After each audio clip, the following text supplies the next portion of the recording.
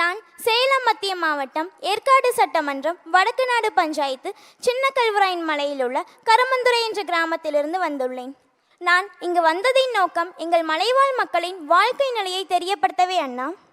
நீங்கள் எல்லாம் நாளிதழில் பார்த்திருப்பீர்கள். எங்கள் மலைவாழ் மக்கள் ஆந்திராவில் செம்மரை கட்டையை வெட்டியதால் சிலர் சிறையில் அடைக்கப்பட்டார்கள், சிலரை துப்பாக்கியால் சுட்டுக் கொன்னார்கள்.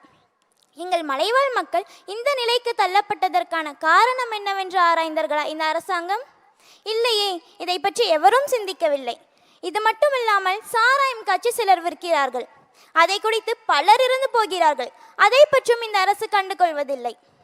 மாறாக என் மலையில் உள்ள பல கிராமங்களில் டாஸ்மாக் கடைகளை அதிகப்படுத்தியுள்ளது இந்த அரசு. எங்கள் மலைவாழ் மக்கள் இது போன்ற தீய விஷயங்களில் ஈடுபடுவதற்கான காரணம் என்னவென்று ஆராய்ந்தார்களா? எங்கள் மலைவாழ் மக்கள் அனைவருமே தினக்கூலி விவசாயிகள்.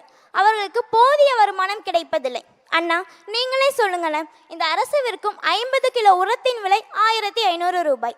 அந்த உரத்தில் விளைச்சல் செய்து கொடுக்கும் விவசாயி 30 கிலோ தக்காளியின் விலை வெறும் 150 ரூபாய் தான். இப்படி மதிப்பில்லாமல் போயிடுச்சு எங்களின் விவசாயிங்க இனம்.